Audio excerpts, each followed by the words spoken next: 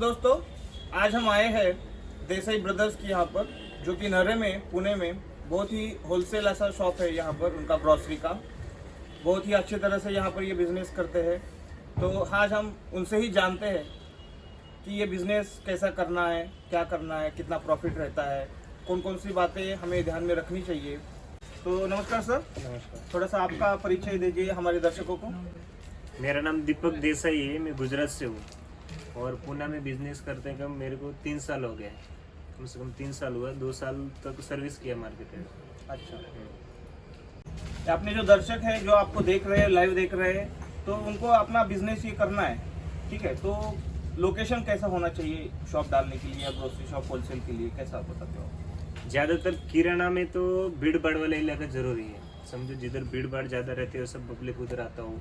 ज़्यादातर भाजी मंडई ऐसा रहेगा तो ज़्यादा बेहतर रहेगा। ज़्यादा पब्लिक उधर भाजी लेने के लिए आए और किराना भी लेके जाए, ऐसा नहीं। हाँ। और जो कस्टमर अपने आजू बाजू में है, जहाँ पर हम अपना शॉप डाल रहे हैं, तो मिडिल क्लास चाहिए, अपर मिडिल क्लास चाहिए, कैसा चाहिए?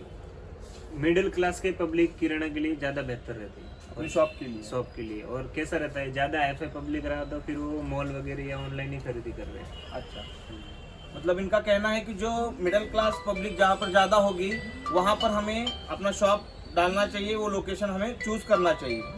अपना जो ये होलसेल का शॉप है, तो इसके लिए एरिया कितना स्क्वायर फुट चाहिए, वैसा कोई रहता है? कितना ही चाहिए, वैसा ही चाहिए? कम से कम होलसेल किराना दुकान स्टार्ट करने में 1000 के प्लस ही एरिया लगता है। अच्छा, 1000 स्क्वायर फुट के प्लस ही एरिया लगता है होलसेल अगर करना रहेगा तब। और जो अभी इतना सारा प्रोडक्ट आपके पास मैं देख रहा हूँ, तो इसमें से कौन सा प्रोडक्ट ऐसा प्रोडक्ट है जो ज़्यादा सेल होता है या कस्टमर की उसकी डिमांड रहती है? ज्यादा प्रोडक्ट तो समझो ये तेल शक्कर है, ये जो रेगुलर लगने वाला आइटम है, गेहूं है, ज्वार, तांदूळ, वो सबसे ज्यादा उसका सेल। अच्छा, और कौन सा प्रोडक्ट ऐसा आपको लगता है पर्टिकुलरली कि कस्टमर उसको डिमांड करता है या कैसा है? बाकी सब ब्रांडेड आइटम है, क्लीनिंग आइटम है, वॉशिंग आइटम है, उसका ज्यादा रहता है प्रोडक्ट का डिमांड। अच्छा अच्छा। अगर कोई अपना जो दर्शक है वो अपना बिजनेस शुरू करना चाहता है और स्टार्टिंग में कैसा रहता है कि उधारी वगैरह कोई मांगता है, तो देना चाहिए या नहीं देना चाहिए? आपका क्या मतलब? मेरी तो राय ऐसी है कि स्टार्टिंग में तो उधारी देना नहीं चाहिए, क्योंकि उधारी दिया तो कस्टमर उल्टा टूटता है। उधारी से कस्टमर बढ़ता नहीं है। अच्छा। उल्टा 2 रुपया सस्ता दिया तो वो परवड़ेगा, पर उधारी देने का नहीं। कस्टमर को उधार देना नहीं चाहिए, मतलब 2 रुपए हम कम कर सकते हैं, बाहर के जो मार्केट रेट है उससे 2 रुपए कम हम बेच सकते हैं, लेकिन उनको उधार देना नहीं चाहिए। वो घूम फिर के फिर से अपने ही शॉप पे आने वाले हैं, तो उधारी नहीं देना चाहिए। और कस्टमर का जो रिलेशनशिप रहता है, मतलब आप कस्टमर से जिस ढंग से बात करते हो, उसके कोई ट्रिक्स है? मतलब कस्टमर को ऐसा लगना चाहिए कि अपना ही शॉप है ये, ऐसा कुछ? हाँ, उसके लिए काउंटर पे एक तो आदमी फिक्स होना चाहिए जो बोलने। एक ही आदमी क्या है, वो तो कस्टमर से रिलेशन होता है। अच्छा। और बोलने में थोड़ा एक्सपर्ट रहे, अपने जैसा लगना चाहिए। कस्टमर को ऐसा लगना चाहिए कि नहीं भाई अपना ही दुकान है, ऐसा कुछ तो अलग ही भाव आना चाहिए। दूसरी बात, जो भी रेट रहेगा उसमें थोड़ा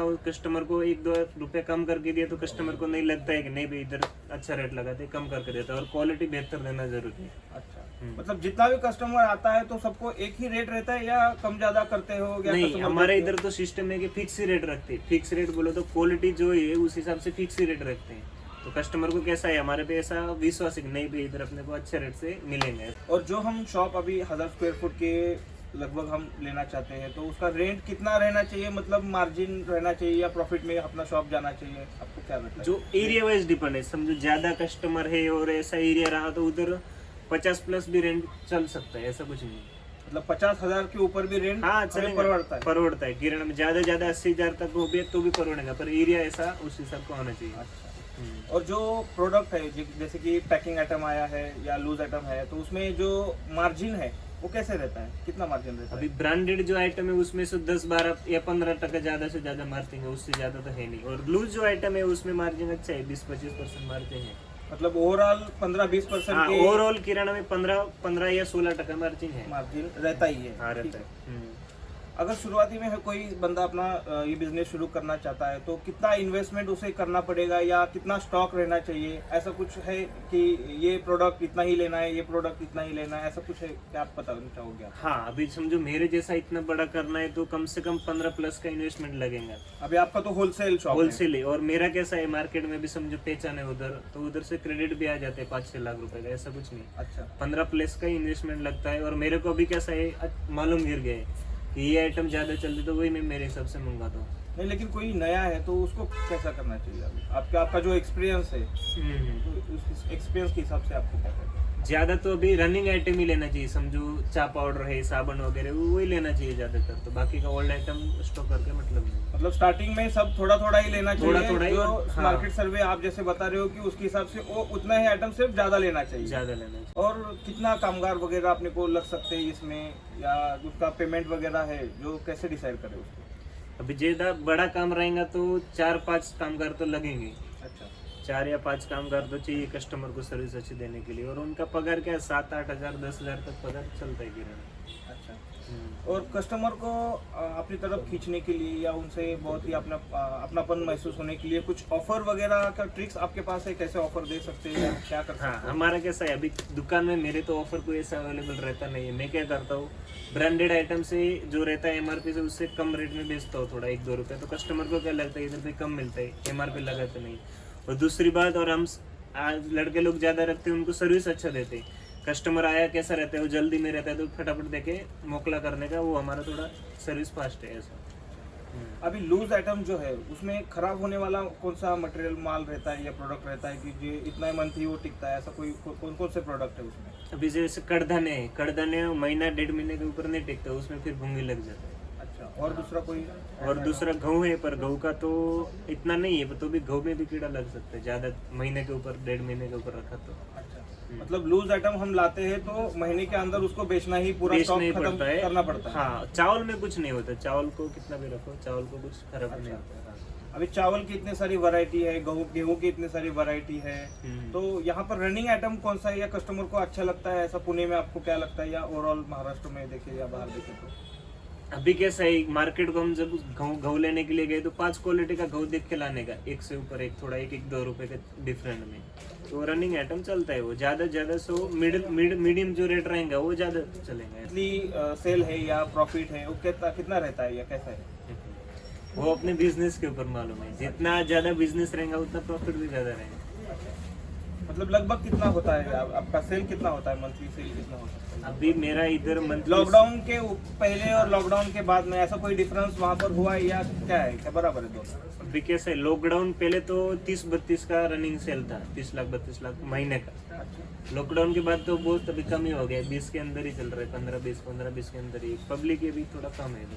फिर आपको क्या लगता है कि कौन सी ऐसी वजह है कि जिसकी वजह से लॉकडाउन के बाद में कस्टमर थोड़ा सा कम हो गया है? अभी जो मेरा जो दुकान है वो थोड़ा एक गांव करी एरिया टाइप का दुकान है। उधर क्या है, सब सर्विस वाले लोग हैं, ज्यादातर गांव वाले लोग हैं, और कॉलेज स्टूडेंट है। इधर होटल लाइन थोड़ा ज्यादा था और वो सब बंद है अभी, और पब्लिक भी थोड़ा कम ही है। मतलब जो पेमेंट में कटिंग होना है सर्विस हाँ। में वो हुआ है, स्टूडेंट्स अभी नहीं है, नहीं है बराबर। लेकिन ओवरऑल देखे तो ये 30-32 लाख आपका मंथली सेल होता है। और कुल मिला के सब हम निकाल देंगे, लाइट बिल हो गया या शॉप का रेंट हो गया या कामगार की पेमेंट हो गए, सब निकाल के मंथली कितना रह सकता है इसमें, अगर आपके जैसा ही मान के चले तो? 1.5-2 लाख रुपए तक कमा सकते हैं। हिसाब से पूरा हम सेट हो जाते हैं तो इस धंधे में आपको मंथली 1 लाख से 1.5 लाख तक हम प्रॉफिट कमा सकते हैं, पूरा सब कुल मिला के सब निकाल के, या रेंट हो गया, कामगार की पगार हो गई या लाइट बिल हो गया, सभी निकाल के मंथली हम 1 लाख से 1.5 लाख तक इसमें कमाई कर सकते हैं। और कुछ आपको कहना है कि सपोज किसी को अभी नया बिजनेस शुरू करना है तो आप उनको क्या सलाह दोगे? नया बिजनेस अगर शुरू करना तो मेरी एक ही सलाह है कि जब भी नया बिजनेस डालो तभी एक तो काउंटर पे एक आदमी फिक्स रखो जो मेन कैशियर या सेट रहेगा वो, और स्टार्टिंग में 1-2 महीना तो फुल रेट अच्छा ही देने का, कटिंग रेट ही देने का, जिससे कस्टमर अपने तरफ अट्रैक्टिव होगा, उसको लगे नहीं भाई इधर नया दुकान हुआ है होलसेल में मिलता है, तो उससे कस्टमर अपनी तरफ आते ही।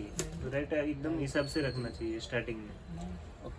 और ऐसा भी होता है कि कोई नया अपना दुकान शॉप खोलता है लेकिन 2-3 महीना देखता है कस्टमर आता नहीं है, डिसअपॉइंट होता है, तो क्या राय आपकी, कितना दिनों तक, कितने महीने तक उसको ये डटे रहना चाहिए उस धंधे में? एक्चुअली 1-2 महीने में किराना बिजनेस में डिसीजन नहीं लेना चाहिए, कम से कम 1 साल तक उसको ये एक्सपीरियंस आए तभी उसका डिसीजन लेना चाहिए।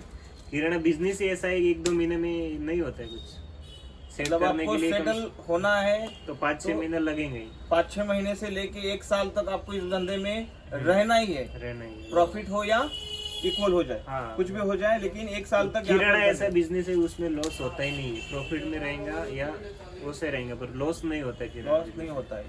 ठीक है, जैसे कि भाजीपाला में हम देखते हैं कि वो वेस्ट हो जाता है या खपता नहीं है तो खराब हो जाता है, ऐसा ही यहाँ पर नहीं होता है। नहीं होता है। तो ठीक है, थैंक यू सर, बहुत ही आपका समय हमने लिया आप अपने वीडियो के लिए, तो बहुत बहुत धन्यवाद सर। के लिए एक थैंक्स बनता है, कमेंट बॉक्स में जरूर डालना है। सबको सो मच।